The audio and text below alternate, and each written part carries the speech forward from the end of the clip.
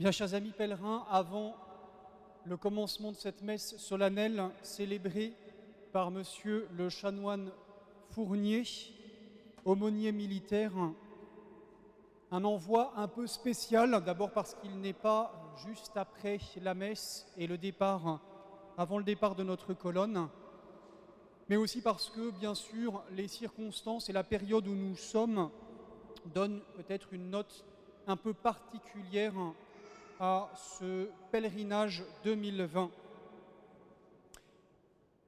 Avant de vous dire quelques mots, je voudrais vous confier plusieurs intentions de prière. Nous pouvons tout d'abord, même si le rassemblement de ce jour est modeste et même s'il y a quelques contraintes, remercier le bon Dieu de pouvoir néanmoins avoir cette messe de vigile de la Pentecôte et puis d'avoir obtenu l'accès rendu au culte, la liberté de culte qui avait été suspendue indûment pendant plusieurs semaines. Nous pouvons aussi porter dans notre prière tous les membres de notre pèlerinage, ceux de l'association, les cadres, les bénévoles, qui ont été éprouvés soit dans leur propre chair, soit à travers leurs proches, leurs familles, et puis bien sûr partout à travers le monde, les pèlerins de Notre-Dame de Chrétienté, anciens ou nouveaux, qui ont pu être touchés par la maladie ces dernières semaines. Avec confiance et dans l'espérance, nous allons effectuer, pour beaucoup d'entre vous, certaines démarches de pèlerinage dans les circonstances actuelles et dans la mesure où c'est compatible. Mais nous pouvons aussi regarder déjà dans l'espérance vers 2021 où nous espérons bien être réunis tous avec la grande colonne, avec tous nos chapitres, toutes nos croix, avec tous les pèlerins, les anciens et les nouveaux, pour prendre la route d'ici à Chartres. Amis pèlerins, est-ce que tu prendras la route cette année? Quelle route? Comment? Avec qui? Tu le sais, il y a bien des contraintes qui empêchent notre départ cette année et notre arrivée à la cathédrale de Chartres. Donc non, pas de rassemblements nombreux, sonores, pas cette éclatante symphonie de foulées de chants et de bannières qui nous enthousiasme chaque année. Nous l'acceptons. C'est un acquiescement douloureux pour beaucoup d'entre vous et je le partage. C'est un acquiescement, un oui purifiant et fécond, n'en doutons pas. Mais faire un pèlerinage autrement, ce n'est pas ne rien faire. Tu ne prendras donc pas la route d'ici à Chartres, mais une autre peut-être en petit groupe ou bien en individuel. Quoi qu'il en soit, pèlerin, tu es toujours sur la route. Et nous y sommes tous. Parce que tous nous sommes ici-bas des viatores, de passage. Nous sommes sortis de Dieu et nous faisons retour à lui. Alors nous serons joints à distance, certes, et rassemblés dans la communion des saints, sur cette grande route qui part de Dieu et qui doit ramener à Dieu par Jésus et Marie. Mais tu rencontreras durant ce temps de la Pentecôte, quelle que soit la forme de ton pèlerinage, des compagnons mystérieux, les saints anges. Ils te seront vraiment compagnons non seulement de voyage, mais de lutte, frères et gardiens, mais aussi alliés. Parce que la vie de l'homme sur terre est un combat.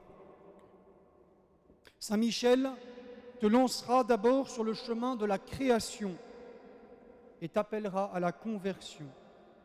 Saint Raphaël, lui, t'assistera pour le combat spirituel et t'invitera à l'adoration. Saint Gabriel te conduira sur les sentiers de la vocation et de la mission. Saint Michel replacera d'abord pour toi le monde dans sa juste lumière, sa profonde vérité. Toutes choses sont sorties de Dieu, Créateur, et portent l'empreinte de sa beauté, de sa bonté. Du plus humble vestige jusqu'à l'âme image et ressemblance de Dieu, toute la terre est au Seigneur. Le monde t'apparaît alors tel qu'il est, créé, donc déconfiné. Et ici, ce n'est pas une simple formule, ce n'est pas un vouloir ou une ordonnance d'homme, mais cet univers n'est pas fermé sur lui-même. Il n'est pas restreint au seul matériel, au seul sensible, au seul visible. Il n'est pas non plus autosuffisant. Ce n'est pas une absurde juxtaposition d'atomes ou d'individus consommateurs tels qu'on voudrait les fabriquer aujourd'hui, produit ultimement du hasard et de la nécessité, conduit par je ne sais quelle manipulation ou séduction des idéologies de mensonges. L'existence de cet univers, ses perfections, son ordre d'ensemble, tout cela professe celui dont il vient. Oui, il y a un Dieu. Il y a un Dieu qui dépasse ce monde et qui tout en même temps le maintient dans l'existence, qui tempère ses désordres, qui lui donne un sens et une finalité ultime. Regardons encore l'invisible par l'œil de la foi, tu reconnaîtras les choses du ciel, les invisibles réalités créées. Et voici les anges. Chacun de ces purs esprits accomplit totalement une parfaite pensée de Dieu. C'est un monde d'adoration, un monde de service de Dieu qui a pour devise « Qui est comme Dieu ?» et aussi « Je servirai ». Gardien de la création visible, tu découvres maintenant au-dessus et près de toi un univers meilleur et plus grand.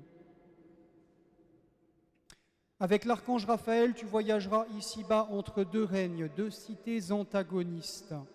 En effet, il y a une part de ces esprits qui s'est soustrait à la lumière de Dieu, fondant un royaume de ténèbres avec son prince, son chef homicide et menteur dès le commencement. Je monterai, j'élèverai mon trône, je serai l'égal du Très-Haut, je ne servirai pas, et vous, vous serez comme des dieux. La création est alors non plus seulement théâtre de ton voyage, cher pèlerin, mais aussi de ton inévitable combat. La confrontation a commencé avec le péché de l'ange et de l'homme. Elle se poursuivra de bien des manières de ce jour jusqu'à la fin de l'histoire et elle se déroule jusqu'au milieu de l'Église, de la société, de ton âme. Ce combat spirituel, il a ses dimensions, ses champs de bataille nombreux, cause de civilisation et d'évangélisation. Les combats qui rejoignent les trois piliers de Notre-Dame de chrétienté. Tradition, chrétienté, mission.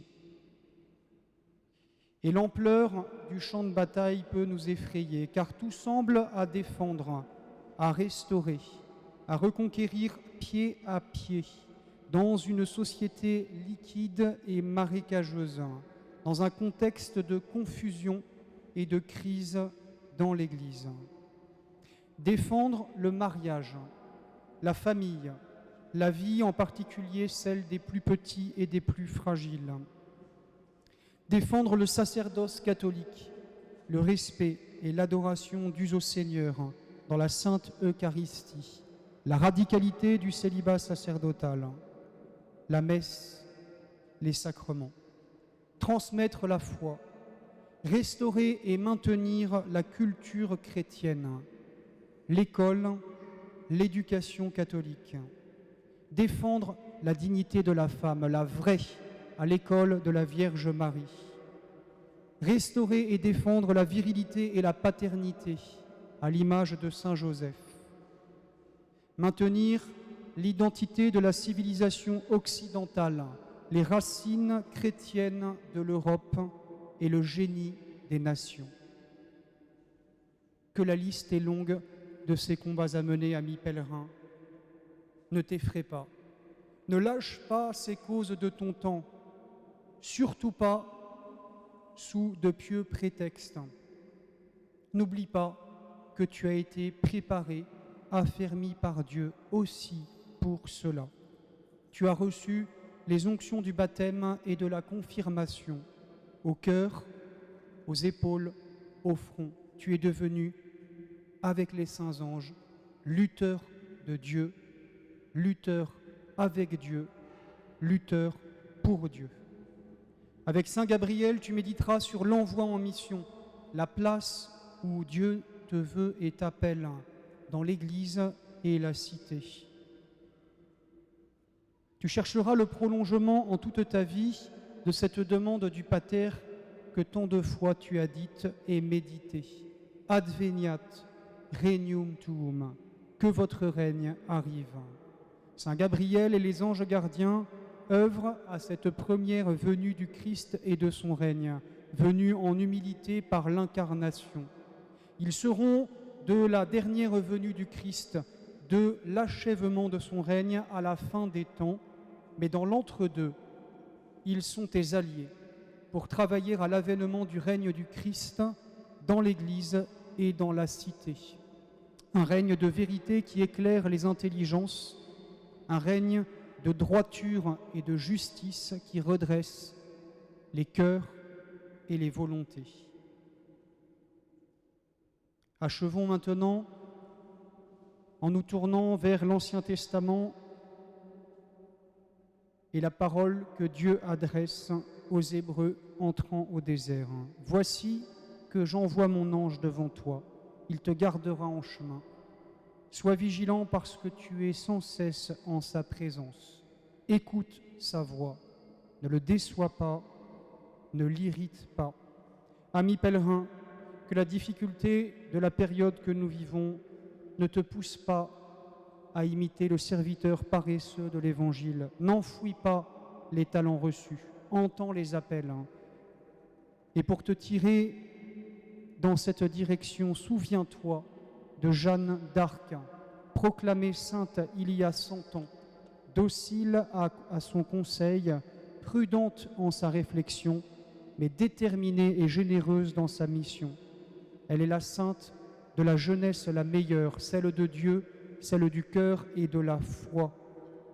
Au confinement de sa prison qui fut plus dur que le nôtre, elle est demeurée fidèle.